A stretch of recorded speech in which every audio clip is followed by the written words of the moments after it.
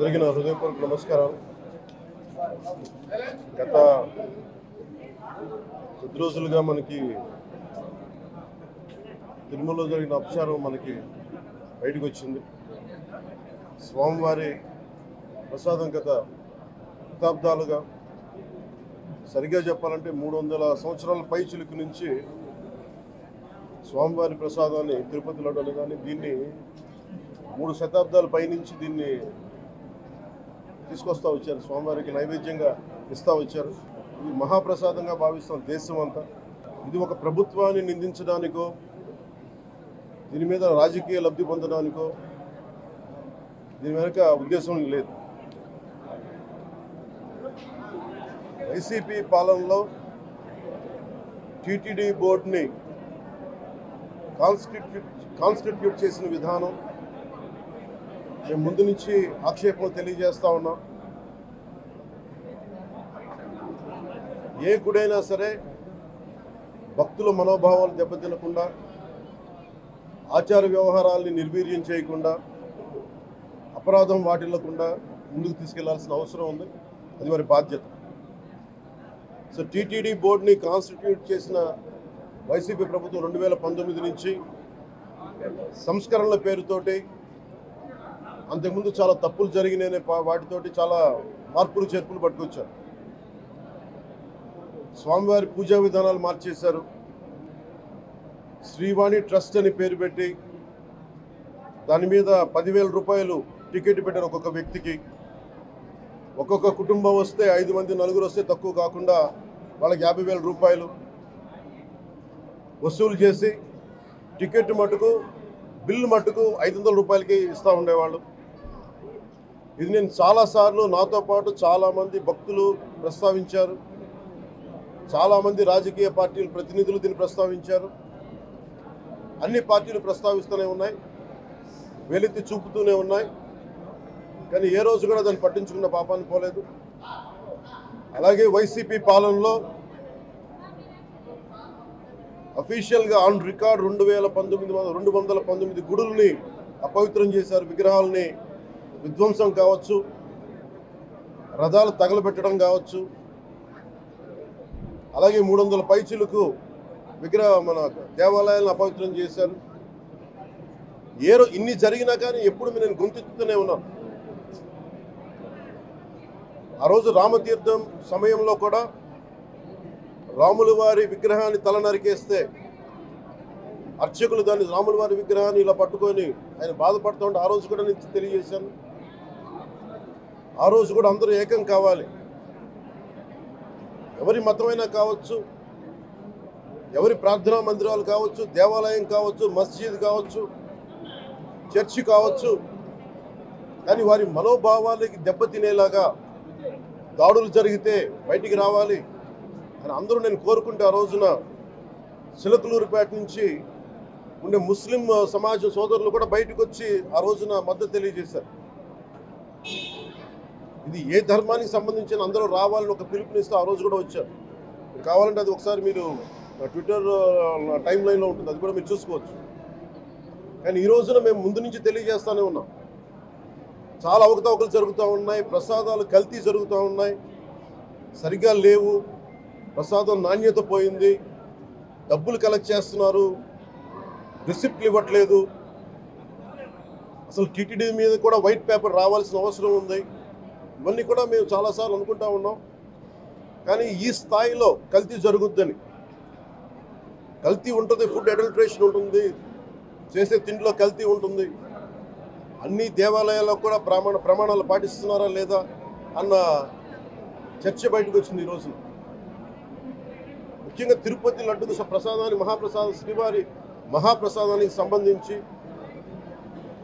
ఇది మీకు ప్రత్యేకించి నేను చదివి వినిపిస్తాను మీకు. Centre for analysis and learning in livestock and food of the national dairy development board వారికి శాంపుల్స్ పంపిస్తే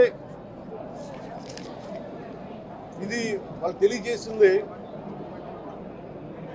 స్టాండర్డ్ వాల్యూ లిమిట్స్ ఎలా ఉండాలి అని వాళ్ళు చెప్పారు. ఏం చెప్పారంటే pure milk fat shall have a reading between 95.68 to 104.32. But all the ghee samples had values around 20, which means the ghee is highly adulterated. Then subsequent table lo సహజంగా నెయ్యిలో స్వామివారికి సహజంగా నెయ్యిలో కల్తీ వ్యాపారులు కల్తీ చేసేది ప్లాంట్ బేస్డ్ కల్తీ జరుగుతూ ఉంటుంది. అదే తప్పు. అలాంటిది దీంట్లో ప్రత్యేకించి తెలియజేసింది సోయాబీన్ ఉంది, sunflower, olive oil, rapeseed, linseed, wheat germ, maize germ, cotton seed, coconut, palm ఆయిల్తో పాటు fish oil, beef tallow, lard. Fish oil మీకు తెలిసిందే, చేప నుంచి ఎక్స్ట్రాక్ట్ చేసిన నూనె. బీఫ్ టాలో అంటే మనకి పశువు సంబంధించిన కొవ్వు. అలాగే లాడ్ అంటే మనకి మన పందికి సంబంధించిన కొవ్వుని. ఇవి ఎక్కువ ఉన్నాయి. ఈ దారుణం ఏంటంటే శతాబ్దాలుగా పోరాటం చేస్తున్నారు రామజన్మ అయోధ్య రామ మందిరం కోసం.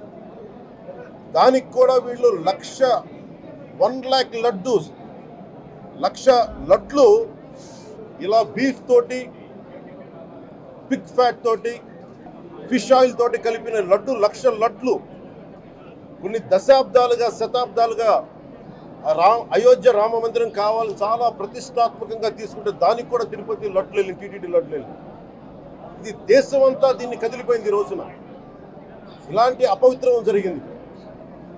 దీని గురించి ప్రస్తావిస్తే రిపోర్ట్లు బయటకు వస్తాయి. వైసీపీ నాయకత్వం కానీ ఇది రాజకీయ లబ్ధి కోసం చేస్తున్నారని ఒక మాట మాట్లాడుతూ ఉన్నారు. వైసీపీ నాయకులకి కానీ వారి మద్దతుదారులు కానీ నేను మనస్ఫూర్తిగా మీకు తెలియజేస్తున్నా, రామతీర్థం గొడవప్పుడు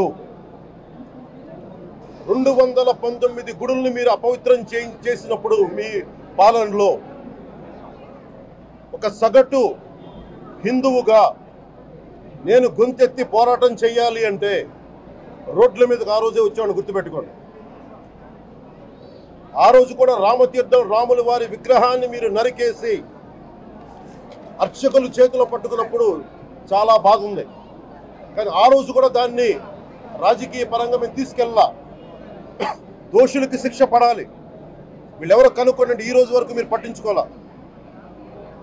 ఇది మేము చెప్తూనే ఉన్నాం. నిజంగా చెయ్యాలంటే ఈ ప్రస్తావన ఎందుకు తీసుకొస్తున్నానంటే సమాజంలో అస్థిరత లేదంటే డిస్హార్మనీ క్రియేట్ చేయడానికి మేము లేవు ఇక్కడ.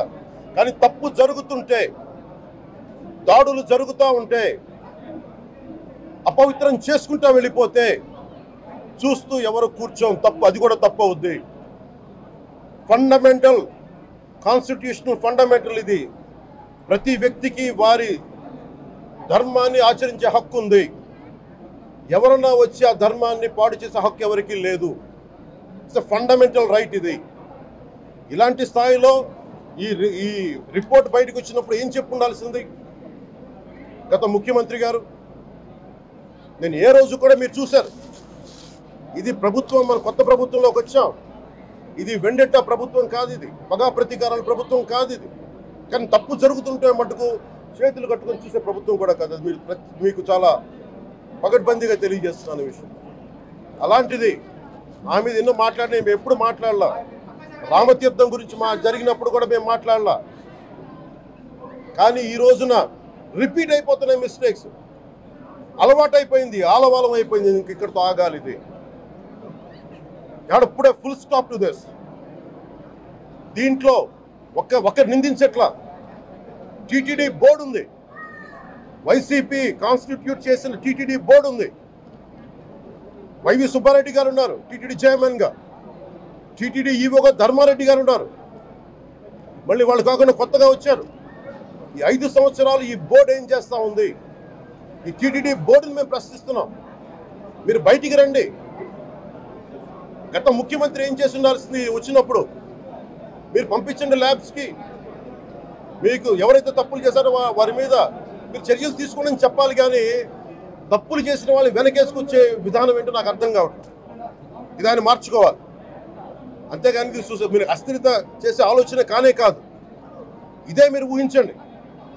ఇంకా ఏ ధర్మం మీదైనా సరే ఇలాంటి అపవిత్రం ఒక చర్చి మీద జరిగిన, ఒక మస్జిద్ మీద జరిగిన దేశం అల్లకల్లోలం చేసేస్తారు, ప్రపంచం అంతా మాట్లాడతారు, గ్లోబల్ న్యూస్ అయిపోద్ది. కానీ దేశంలో కోట్లాది మంది హిందువులు అపవిత్రమైతే, ఈ ప్రసాదం అపవిత్రమైతే ఒక్కరు కూడా మాట్లాడకూడదు, ఇది సెక్యులర్ వ్యవస్థకు విఘాతం అంటే హిందువులకి మనోభావాలు ఉండవా? ఇది ఒక్కరు నిందించట్లా, అసలు మీరు ప్రస్తావన చేయకూడదు, ఇది తప్పు, ఇది మాట్లాడకూడదంటే ఎట్లా? ఇదే వేరే మతానికి మీరు అన్వయిస్తారా? నేను అన్ని మతాలని సమానంగా గౌరవించేవాడిని, ఇస్లాంని గౌరవించేవాడిని, క్రిస్టియానిటీని గౌరవించేవాళ్ళం మేమందరం. సనాతన ధర్మం అని మొత్తుకుంటున్నాం. దేనికి సనాతన ధర్మం అంటే? సనాతన ధర్మానికి ఒకరు ప్రారంభించింది కాదు, ఇది ఒక వ్యక్తి ఒక కూర్చోబెట్టి ఒకరు స్టార్ట్ చేసింది కాదు. ఇది కొన్ని వేలాది సంవత్సరాలుగా అన్ని మతాలని, అన్ని విశ్వాసాలని అలింగనం చేసుకున్న నేల ఇది. అలాంటి విశ్వాసాలకి దగ్గర తీసుకున్న ఈ నేల మీద ఇలాంటి అపవిత్రం జరిగితే, రిపీటెడ్గా జరిగితే, ఒకసారి కాదు, 2 సార్లు కాదు, రిపీటెడ్గా జరిగితే ఇప్పుడు కూడా మాట్లాడకూడదంటే అది తప్పు చేసిన వాళ్ళం అవుతాం మేము. దోషులకి శిక్ష పడాలి.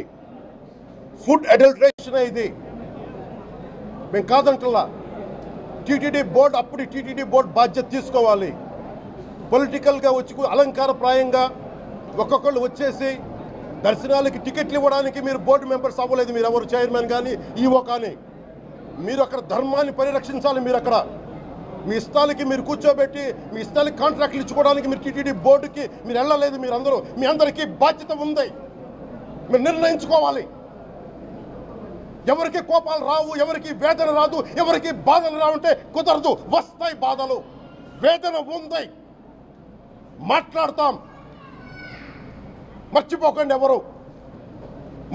గత ముఖ్యమంత్రి గారు కూడా నేను చేస్తా ఉన్నాను, జగన్మోహన్ రెడ్డి గారికి కూడా.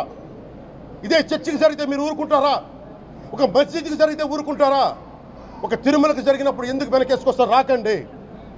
ఏ మతం మీద దాడి జరిగినా సంపూర్ణంగా నాతో సహా మేము ఖండిస్తాం, బయటకు వస్తాం. ఇస్లాం మీద దాడి జరిగితే మేము మాట్లాడతాం, క్రిస్టియానిటీ మీద దాడి జరిగితే మేము మాట్లాడతాం, హిందూ ధర్మం మీద, సనాతన ధర్మం మీద దాడి జరిగితే కూడా నేను మాట్లాడతాను. ఇది మొదటిసారి కాదు, మేమందరం మాట్లాడతాం. ఇది ప్రాథమిక హక్కు. ఇది పరస్పర విశ్వాసాలను గౌరవించుకోవడం చాలా చాలా అవసరం.